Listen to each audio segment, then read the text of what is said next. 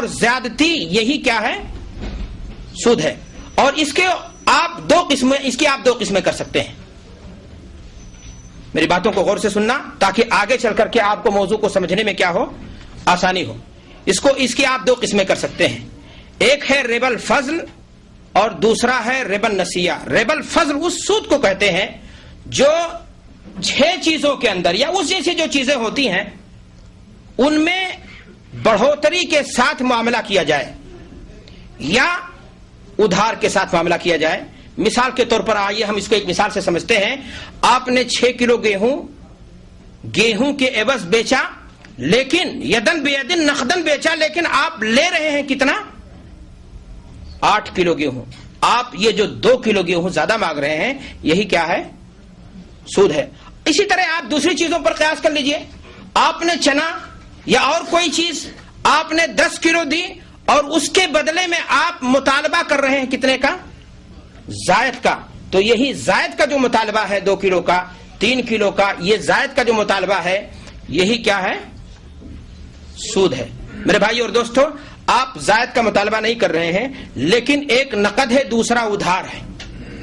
اگر یہ شکل بھی ہے تو پھر ایسی صورت میں سود کے ضمن میں یہ چیز بھی کیا ہو جاتی ہے؟ داخل ہو جاتی ہے۔ سود کی دوسری قسم ایک ہے ربا النسیہ۔ ربا النسیہ کس چیز کو کہتے ہیں؟ ربا النسیہ وہ سود ہے جو آپ کہہ سکتے ہیں کہ انسان وہاں پر کوئی چیز تجارت میں نہ دی جائے، بلکہ ایک انسان مہلت دیتا ہے، راس المال دیتا ہے، اور راس المال دینے کے بعد آدمی کو مہلت دیتا ہے، اور اس مہلت کے صلے میں جب واپسی ہوتی ہے تو وہ زیادہ کا کیا کرتا ہے؟ مطالبہ کرتا ہے۔ اور اگر آج کے زمانے کے معاملات کو دیکھیں گے تو سود کی یہی تعریف اور یہی قسم جو ہے عام طور سے اس پر کیا ہوگی؟ منطبق ہوگی، فٹ آئے گی۔ آپ اس کو ایک مثال سے سمجھیے۔ آپ نے کسی انسان کو، ضرورت مند انسان آیا، بزنس کرنا چاہتا ہے، کمپنی کھولنا چاہتا ہے یا اور کوئی ضرورت ہے اس کو، آپ کے پاس آیا، آپ نے اس کو 100 روپیہ دیا، 3 مہینے کے لیے دیا، لیکن آپ نے کہا 3 مہینے کے بعد جب مجھے اس رقم کو آپ لوٹاؤ گے تو 105 روپیہ مجھے کیا کرو گے؟ آپ لوٹاؤ گے۔ 5 روپے کا جو زائد آپ مطالبہ کر رہے ہیں بلا کسی شرعی تجارت کے، اسی زائد مطالبے کو کیا کہا جائے گا؟ میرے بھائیوں، اسی کو سود کہا جائے گا، اور شریعت اسلامیہ نے اسے کیا کیا ہے؟ حرام قرار دیا ہے۔ واضح رہے، میں یہاں پر ایک چیز بتانا چاہتا ہوں کہ اگر ایک شخص کسی انسان سے قرض لیتا ہے اور قرض لینے کے بعد قرض دیتے وقت اس نے کوئی شرط نہیں لگائی تھی، قرض دیتے وقت اس نے کوئی شرط نہیں لگائی تھی، بلکہ ایک آدمی نے ایک آدمی کو قرض دیا، اس کا بھلا ہوا، اپنا کام کر لیا، اس کو مال میں برکت آئی، اس کی تجارت میں جس ضرورت کے لیے لیا تھا، لیکن جب لوٹایا تو بغیر دینے والے کے مطالبے کے جس نے قرض لیا تھا اس نے زائد دیا، تو اس میں کوئی حرج نہیں ہے اور اس میں کسی قسم کی کوئی پریشانی کی بات نہیں ہے۔ اللہ کے رسول جناب محمد رسول اللہ صلی اللہ علیہ وسلم کی ایک حدیث اس سلسلے میں واضح دلیل ہے۔ آپ صلی اللہ علیہ وسلم نے فرمایا، ان خیار الناس احسنهم قضاء، بہتر لوگ وہ ہیں جو لیے ہوئے قرض کو جب واپس کرتے ہیں تو اچھے ڈھنگ سے واپس کرتے ہیں۔ خود اللہ کے نبی جناب محمد رسول اللہ صلی اللہ علیہ وسلم کے بارے میں یہ بات ثابت ہے کہ آپ صلی اللہ علیہ وسلم نے ایک جوان اونٹ قرض میں لیا، لیکن جب آپ صلی اللہ علیہ وسلم نے لوٹایا تو اس سے بہتر اونٹ آپ نے واپس کیا ہے۔ اگر ایسا کوئی شخص کرتا ہے تو یہ سود کے باب سے نہیں ہوگا، لیکن یاد رہے دیتے وقت اگر دینے والا شرط لگاتا ہے یا اس کو طمع ہے یا اس کا معاملہ ایسا ہے، اس کے دباؤ میں وہ چیز دی جا رہی ہے، تو پھر ایسی صورت میں وہ کیا ہوگا؟ سود کے باب میں ہوگا۔ اگر آپ کو خوشی جس نے قرض لیا ہے کوئی چیز اپنے سے دیتا ہے تو ایسی صورت میں اس میں جو ہے کوئی سود کی بات نہیں ہوگی۔ میرے بھائی اور دوستو، میں نے جو مثالیں بے کے تعلق سے، سود کے تعلق سے سود کی قسموں کو بیان کرتے ہوئے آپ کے سامنے پیش کی ہیں، ان مثالوں کو اگر آپ غور کرو گے تو آپ کو تجارت اور سود کا فرق از خود واضح ہو جائے گا۔ تجارت میں کیا چیز ہوتی ہے اور سود میں کیا ہوتا ہے؟ تجارت میں بیچنے والا ایک چیز سامنے پیش کرتا ہے، لینے والا اس کی ایک قیمت لگاتا ہے، بیچنے والے میں اور خریدنے والے میں ایک قیمت پر کیا ہو جاتا ہے؟ اتفاق ہو جاتا ہے۔ بیچنے والا قیمت لے لیتا ہے اور اس قیمت کے عوض میں اپنی چیز کو اس کو کیا کرتا ہے؟ حوالے کر دیتا ہے۔ جبکہ سود کا معاملہ اس کے برعکس ہے میرے بھائیوں، سود میں انسان کا راس المال محفوظ ہوتا ہے، کوئی چیز وہ دیتا نہیں ہے بلکہ اس کا راس المال محفوظ ہے، وہ صرف اور صرف اگر کوئی چیز دیتا ہے تو مہلت، اور اس مہلت کے عوض میں وہ کیا لیتا ہے؟ زیادتی کا مطالبہ کرتا ہے، جو شرعاً غلط ہے، جس کو شریعت اسلامیہ نے نہ صرف یہ کی کنڈم کیا ہے، نہ صرف یہ کہ گناہ قرار دیا ہے، بلکہ اس سلسلے میں متعدد قرآن مجید کے اندر وعید آئی ہے۔ اللہ تعالیٰ قرآن مجید کے اندر ارشاد فرماتا ہے الذین یاکلون الربا لا یقومون الا کما یقوم الذی یتخبطہ الشیطان من المس۔ جو لوگ سودی کاروبار کرتے ہیں، سود کھاتے ہیں، ان کی حالت کیسی ہوگی؟ قیامت کے دن جب وہ کھڑے ہوں گے، چاہے وہ قبر سے، اور مفسرین نے دونوں بیان کیا ہے، یا اللہ کے سامنے جب وہ کھڑے ہوں گے، تو وہ کھڑے ہوتے ہی اس کی صورت یہ ہوگی مخبوص الحواس ہوگا، حواس باختہ ہوگا، اس کی عقل معوف ہوگی۔ یہ سود خور کی اس آیت کریمہ کے اندر اخروی نقصان جو ہے اسے بیان کیا جا رہا ہے کہ قیامت کے دن وہ سود خور کھڑے ہوتے ہی قبر سے یا اللہ کے سامنے جب کھڑا ہوگا تو اس کا حواس کیا ہو جائے گا؟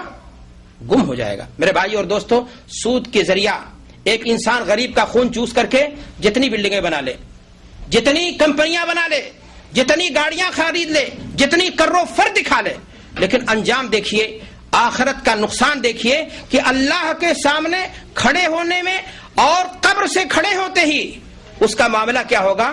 وہ مخبوص الحواس ہو جائے گا۔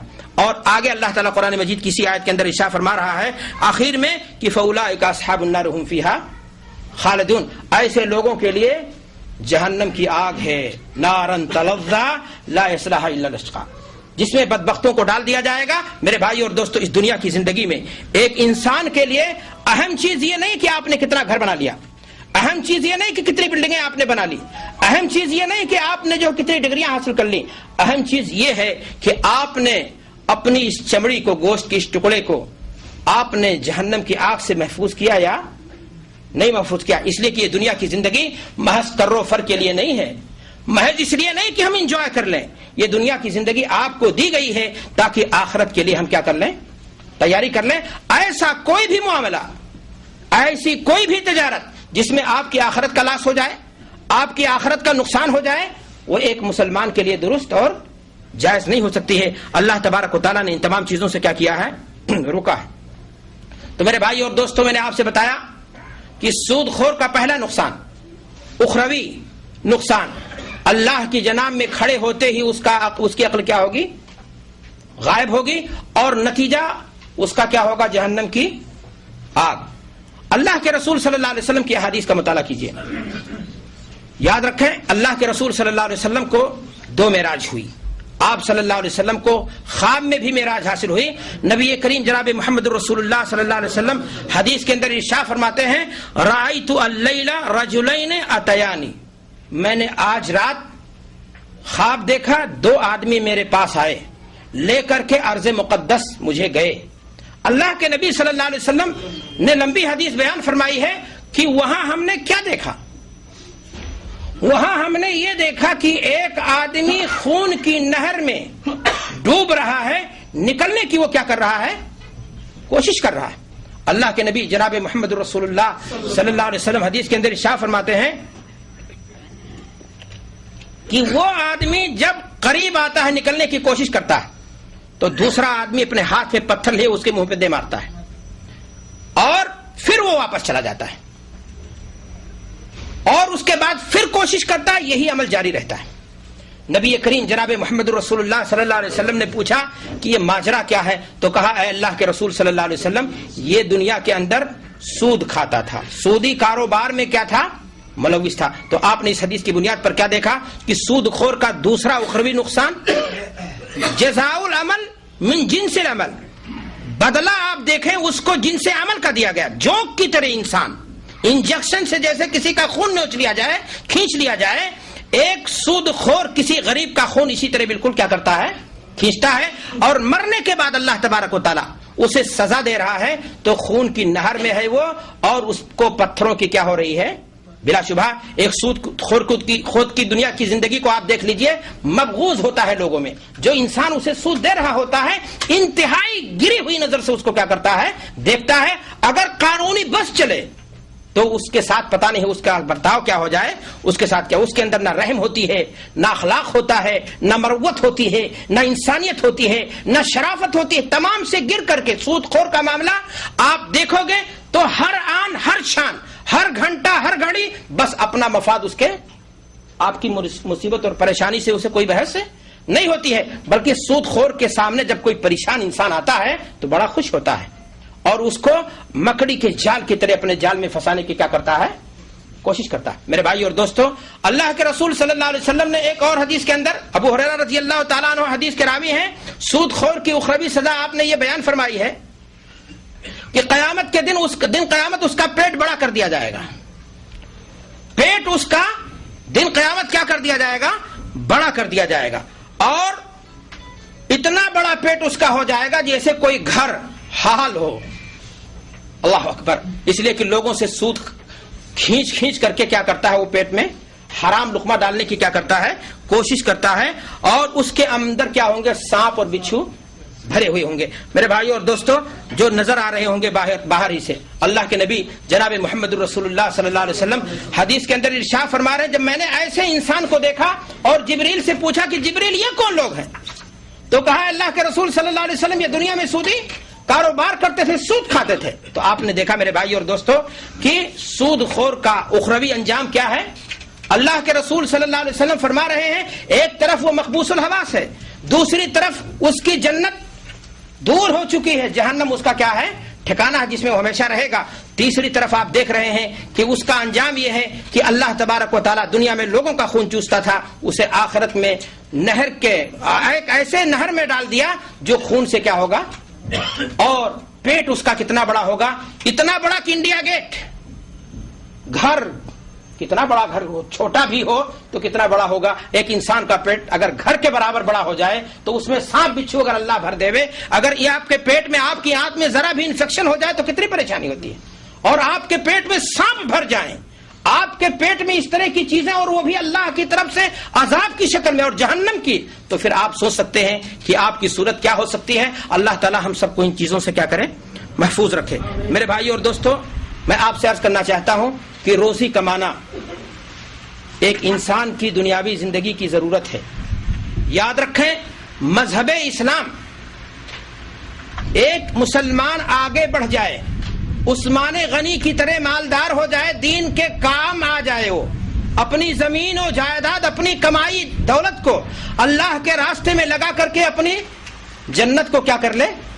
سیف کر لے. مطلوب ہے اسلام نے تجارت پر، اسلام نے بزنس پر، اسلام نے کمپنیاں قائم کرنے پر روک نہیں لگائی ہیں. اگر کوئی شخص یہ الزام اسلام پر لگاتا ہے تو وہ اسلام کے بارے میں اس کو نالج نہیں ہے. لیکن ہاں، اسلام نے ایک کرائیٹیریا پیش کیا ہے حلال اور حرام کا. اسلام نے ایک موقف دیا ہے کہ انسان اپنی جیب میں وہی دولت لائے جو حلال طریقے سے ہو، جو دوسروں کو مجبور کر کے ان کے حق کو غصب کر کے ناجائز طریقے سے آپ نے دوسرے کی جائیداد کو اپنا بنانے کی کوشش نہ کی ہو. اسی ناطے مذہب اسلام تمام راستوں کو جو حرام کے ہیں، حرام کمائی کے ہیں، ان پر قدغن لگاتا ہے اور ان کو کیا کرتا ہے؟ روکتا ہے. میرے بھائی اور دوستو، ورنہ میں نے جیسا کہ آپ سے پہلے ہی کہا کہ اللہ کے نبی جناب محمد رسول اللہ صلی اللہ علیہ وسلم نے تجارت کی فضیلت بیان کی ہے، اور نیک تاجر، ایماندار تاجر، سچا تاجر، جو جھوٹ نہ بولے، جو حلال پر مبنی تجارت اور بزنس کرے، اللہ کے نبی جناب محمد رسول اللہ صلی اللہ علیہ وسلم نے اس کے لیے برکت کی کیا کی ہے؟ دعا کی ہے. میرے بھائی اور دوستو، آپ اگر قرآن مجید کے نصوص کو پڑھیں گے تو آپ دیکھیں گے اگر کسی مسلمان کے اندر سود خوری کی عادت ہے تو وہ یہ جان لے کہ سود کھانا، سود کھلانا یہ جاہلیت کے اعمال میں سے ہے.